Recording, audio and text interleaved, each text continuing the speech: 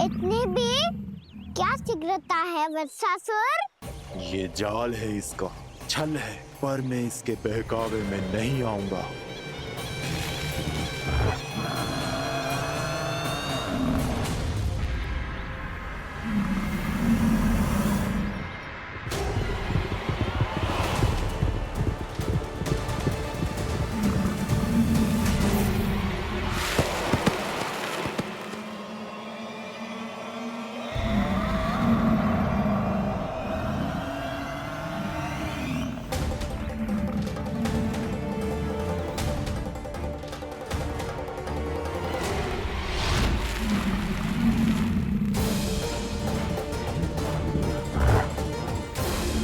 कब तक बच पाएगा तू? और स्वयं बच भी गया तो इन बालकों के प्राणों की रक्षा कैसे करेगा? यदि तू अपनी हार स्वीकार नहीं करेगा तो इन सबको अपने पांव के नीचे कुचल दूंगा मैं।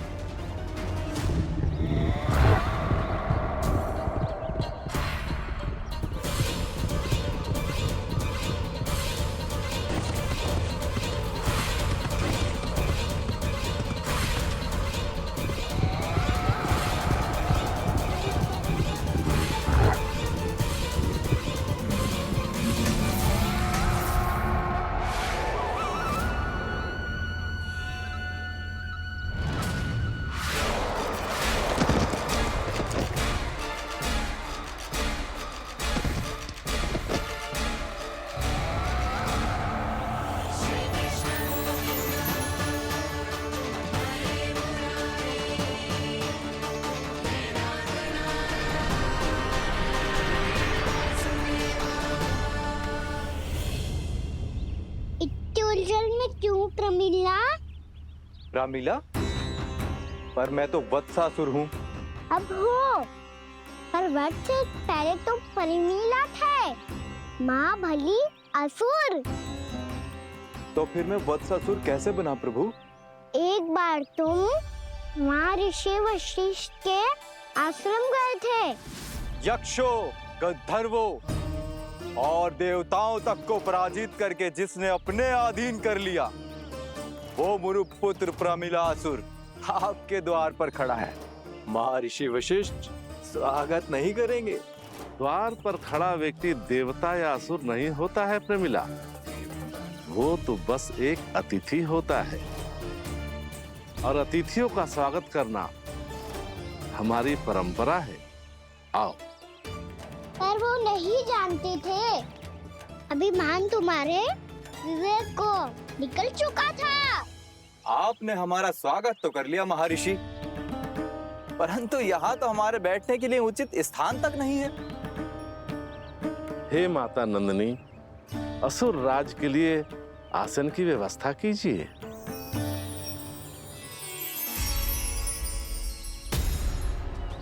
विराजिए असुर राज।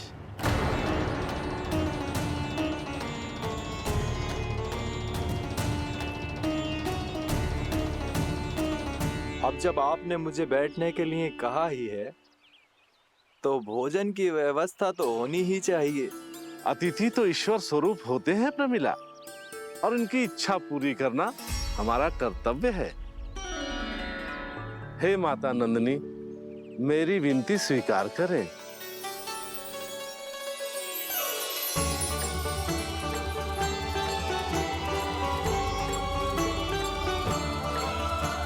आरंभ करो प्रमिला। ये तो बहुत ही चमत्कारी गाय है, किसी भी मूल्य पर इसे प्राप्त करना ही होगा मुझे। फिर तुमने ऋषि वशिष्ठ से नंदिनी को पाने की योजना बनाई, और कुछ ही दिन के बाद ब्राह्मण का रूप लेकर उनके आश्रम पहुंच गए। कहिए ब्राह्मण देव, मैं आपकी क्या सेवा कर सकता हूँ? महर्षि वशिष्ठ के आश्रम आया हूँ, रिक्त हाथ वापस लौटना तो संभव ही नहीं है। ईश्वर की कृपा से आपके मन में जो है वो सब मिलेगा। अपनी इच्छा प्रकट कीजिए ब्राह्मण देव। तो महर्षि, ये गाय मुझे दान में दे दीजिए। गाय मुझे दान में दे दीजिए। किस सोच विचार में पड़ गए महर्षि? क्या आप ब्राह्मण की इच्छा पूरी किए बिना ही उसे आश्रम से लौटा देंगे? किंतु इस ढोंगी के कुचक्र में मत फंसिए महर्षि। ये ब्राह्मण नहीं, असुर प्रमीला है, जो छल में मुझे आपसे छीनने आया है। छल? मेरे साथ छल करता है दुष्ट? तुझे इस कपट का दंड अवश्य मिलेगा। माता नंदिनी, इसके कुकर्म का फल दीजिए। तूने एक दिव्य गाय को पाने के लोभ में अपना वेश बदला था। अब मैं तुझे श्राप देती हूँ, तेरा वेश सदा सदा के लिए बदल जाएगा। इसी क्षण से गाय का बछड़ा अर्थात वत्स बन जाएगा तू वत्सासुर, बन जाएगा तू वत्सासुर। ये क्या हो रहा है मुझे?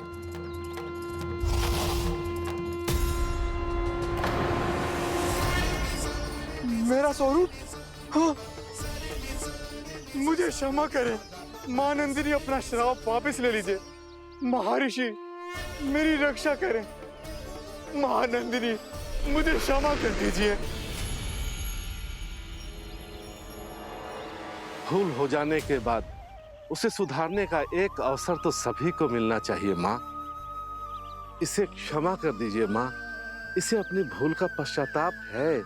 आपसे अधिक और कौन जानता है महर्षि, दिया हुआ श्राप वापस नहीं लिया जा सकता। पर मैं तुम्हें वरदान देती हूँ, तुम्हें वत्सासुर के रूप में केवल द्वापर युग तक रहना होगा। उसके बाद स्वयं प्रभु श्री विष्णु के अवतार तुम्हें मुक्ति प्रदान करेंगे।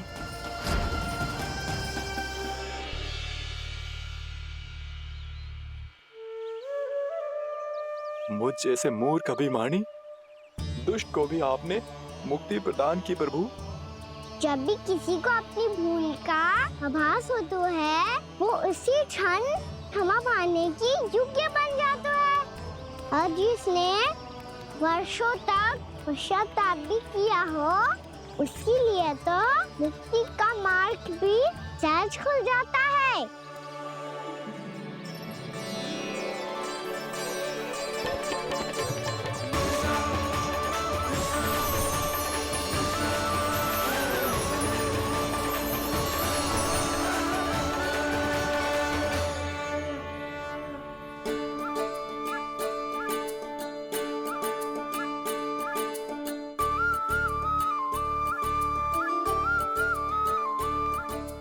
यशोदा,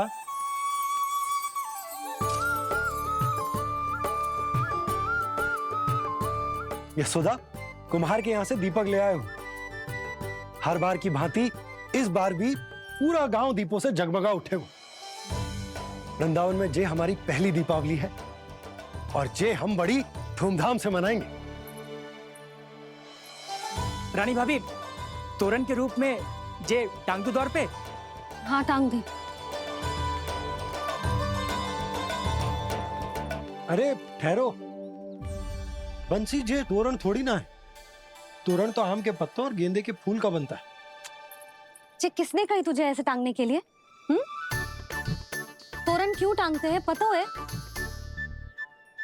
हे नारायण, तोरण इसलिए टांगते हैं ताकि बुराई और नकारात्मकता को हम द्वार के बाहर ही रोक दें और भीतर उन शक्तियों को आमंत्रित करें जो ऊर्जा, उत्साह और दिव्यता से भरी हो, जैसे मैया लक्ष्मी। रानी भाभी, ये बात समझ में ना आई कि तोरण में केवल आम के पत्तों और गेंदे के फूलों को ही क्यों लगाया जाता है? वो इसलिए बंसी, क्योंकि आम के पत्ते घर के भीतर की दूषित वायु को खींचकर बाहर निकाल देते हैं और किसी भी प्रकार की नकारात्मक ऊर्जा को उसका हरा रंग घर के भीतर प्रवेश ना करने देते और आंखों को शांति और सुखद अनुभव कराता है, वो बात अलग।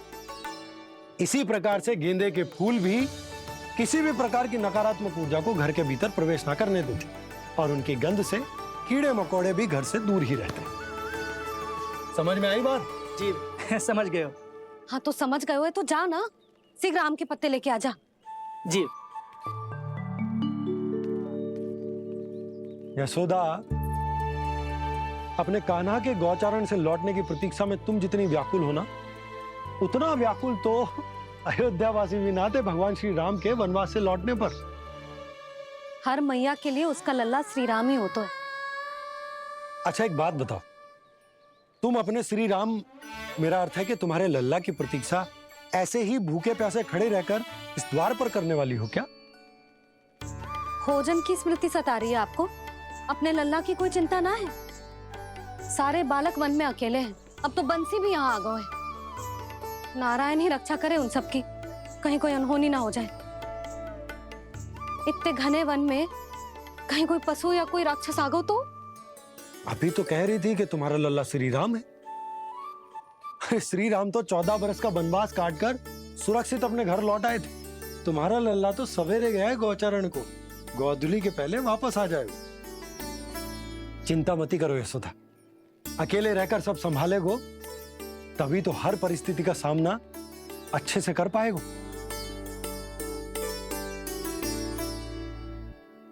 कान्हा,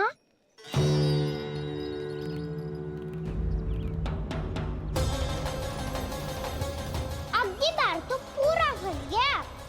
अब इस स्थिति को कैसे संभालूं? जी कैसे हो? जी वत्स तो हमारो ना है। जी वत्स तो है ही ना। जी तो एक बहुत भयानक राक्षस लग रहा है। राक्षस? सच्ची बता कान्हा, जे तूने तो ना कियो? ठहर जा कान्हा, हम घर लौट जाएंगे। अब पहरा देने की मेरी बारी है। आप जाओ और विश्राम करो। वन में आने से लेकर अब तक जो भी हुआ है सब तुम्हारी योजना का ही भाग है, और अब ये भी तुमने ही किया है ना कान्हा? मुझे आप नहीं पहचानोगे तो और कौन पहचानेगा दाऊ? पर अब समझ ही गए हो तो बस देखते ही मत रहो, सईठा भी करो। स्मरण करो क्या है मेरा सत्य। स्मरण करो। मैं कौन? बोल कान्हा, सत्य बता। तू नहीं करो अजय? इतना बड़ा वत्स, बल्कि वत्स भी नहीं, इतना बड़ा राक्षस और इतना छोटा सा कान्हा। उज्जवल अपने बड़बोलेपन में कुछ भी बोलने लगते हो तुम। भला कान्हा में इतनी शक्ति कहाँ जो इतनी बड़े राक्षस की ये दशा कर पाए? तो फिर ये किसने करो जे? ये कार्य तो बस श्री नारायण ही कर सकते हैं, है ना कान्हा? इतनी क्षमता तो उन्हीं में हो सकती है। पर सखाओ, इसके बारे में गांव में किसी को पता ना चलना चाहिए। क्यों? क्योंकि यदि हमारे माँ को पता चल गया कि यहाँ कुछ ऐसा हुआ है तो फिर कल से हम में से कोई भी यहाँ ना आ पाएगा। तो फिर गांव में ही खेलना छुपन छुपाई। उन सब का तो केवल वन आना बंद होगा। पर मेरी मैया तो मुझे घर से बाहर निकलने ही ना देगी। नाना, हम किसी को कछु ना बोलेंगे, है ना सखाओ? हाँ। क्योंकि हम यदि वन में आते ही रहे और ऐसे भयानक राक्षस या पशु ने हम पर फिर से आक्रमण कर दिया तो कान्हा, है ना? मेरे कहने का अर्थ है कि श्री नारायण है ना, जैसे उन्होंने आज हमारे प्राणों की रक्षा की, भविष्य में भी वही करेंगे। तो चलो और सारे के सारे खाद होली का समय हो गया है, वापस चलो चाहिए। मना तो कर दिया है, पर ये सब मानेंगे यदि इनमें से किसी ने भी भैया के सामने मेरा पेट खोल दिया तो?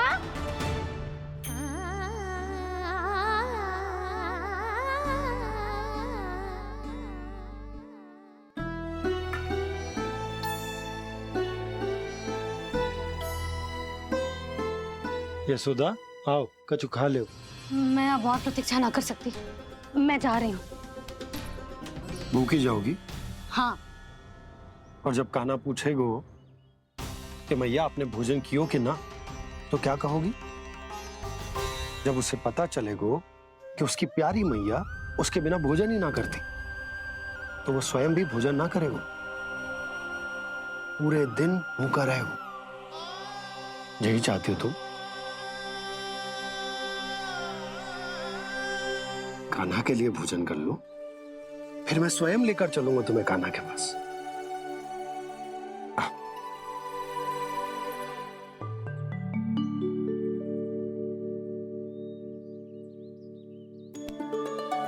आपने कान्हा का नाम लियो है, इसीलिए खा रही हूँ।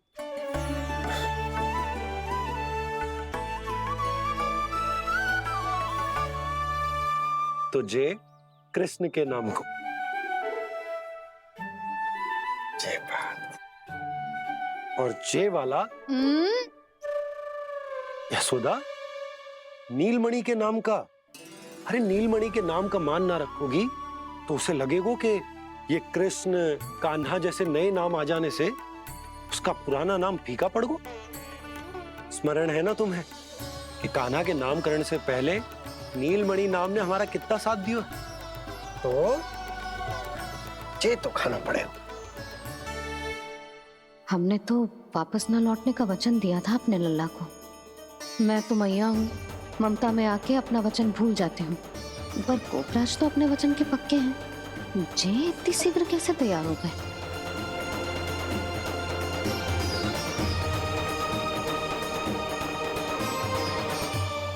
स्मरण है ना, आज जो हुआ है उसके बारे में कोई एक शब्द भी ना बोलेगा, समझ गए? हम तो समझ गए कान्हा, और हम बताएंगे भी ना। पर इसकी मृत्यु देखकर क्या करें? यदि किसी गांव वाले ने देख लिया तो हमें तो बताने की आवश्यकता ही ना पड़ेगा। चिंता मत करो, श्री नारायण सब संभाल लेंगे। ये जहाँ से आया है वही पहुँचा देंगे इसे। वाह दाऊ, क्या सुझाव दिया है आपने?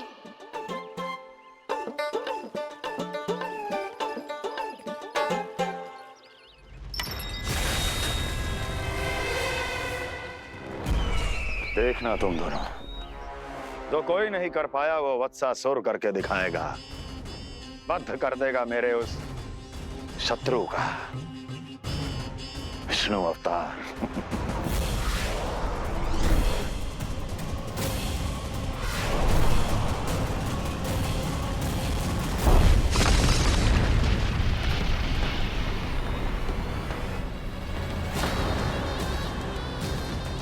वत्सासुर! वत्सासुर! कैसे मारा उस विष्णु अवतार ने गौवंश को?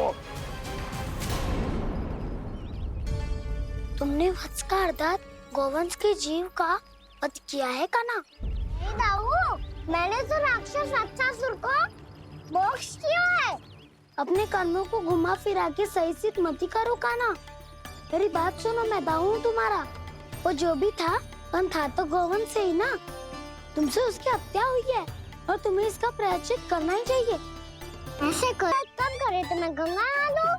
अच्छे से भोजन करना आरंभ कर दे तो मैं गंगा नहा लूं। हाँ, माँ भी बात बात पर ऐसा ही कहती है। और जब मैंने इसका कारण पूछा तो उन्होंने बताया कि गंगा में स्नान करने से सारे पाप धुल जाते हैं।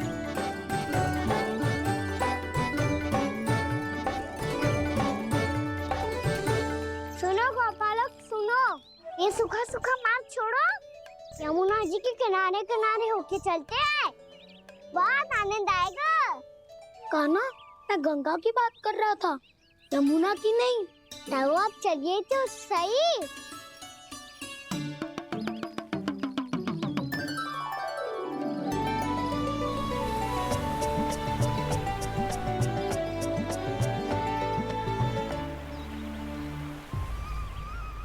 मुस्कुरा क्यों रहे हो?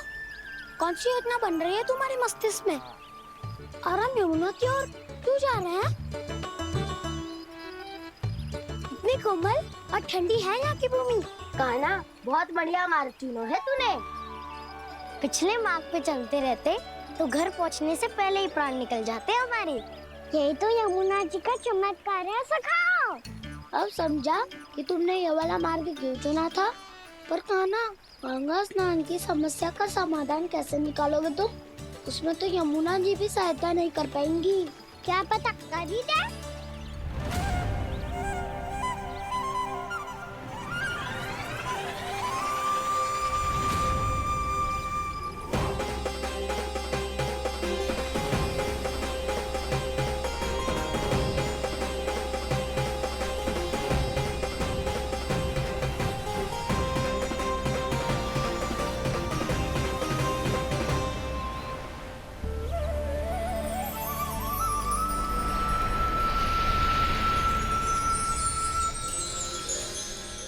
देवी यमुना, आज आपकी लहरों में अलग ही उत्साह है। बहुत प्रसन्न लग रही है आज। प्रणाम देवी गंगा। प्रसन्नता की बात तो है ही। वृंदावन में मेरे तट के निकट से होकर आज श्री कृष्ण जा रहे हैं। मेरा जल उनके चरण कमलों को स्पर्श कर पा रहा है देवी।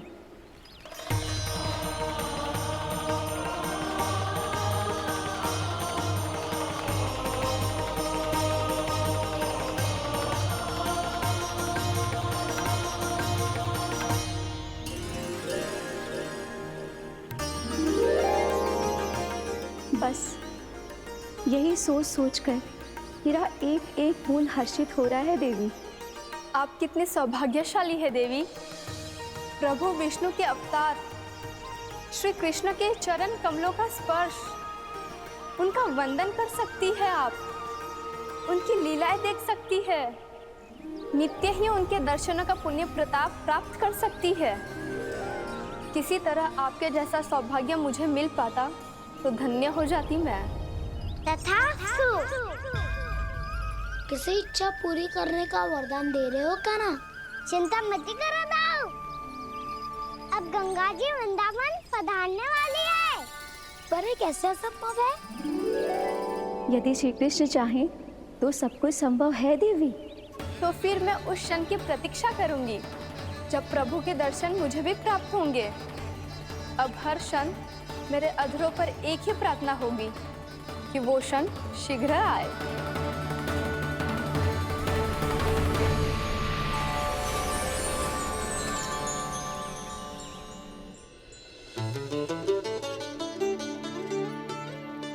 लगता है इस बार दीपावली की सारी सजावट का दायित्व घर के पुरुषों ने ले रखा है।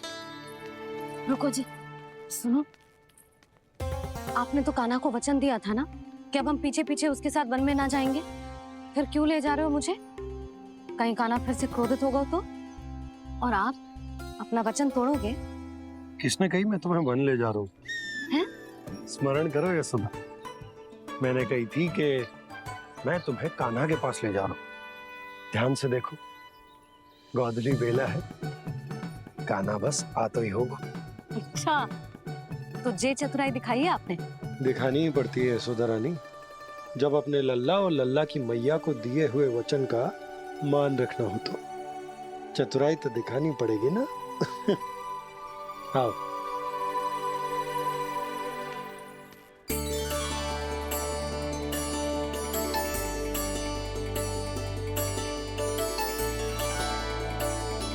तो अपने अपने पतियों को काम सौंप कर सब यहाँ आ गई है।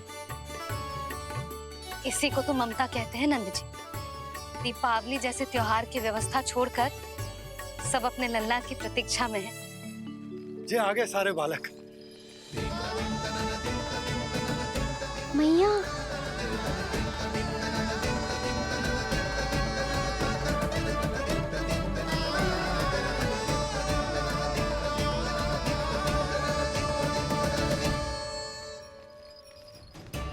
तुम्हारे कहने का अर्थ क्या है कान्हा? कि गंगा जी यहाँ चले आएंगी? पर ये तो असंभव है। तुम कोई महादेव शिव तो ना हो तो गंगा जी को वृंदावन में उतार लोगे? पर अलग भी तो नहीं है। मैं और वो, हम दोनों एक ही हैं।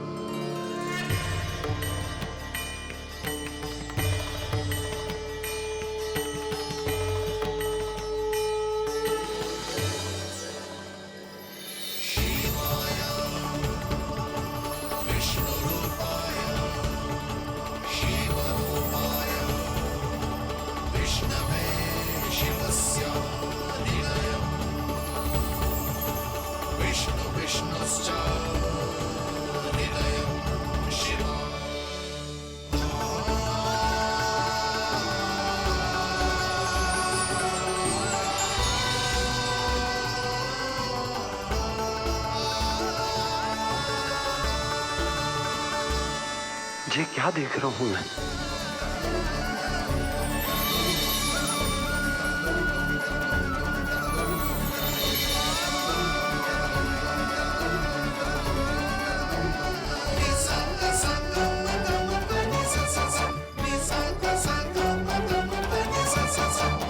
देखो तो श्री नारायण के जैसे सच धज के गया था और कैसे भभूत में लिपट के भोलेनाथ के जैसे बन के लौटो है।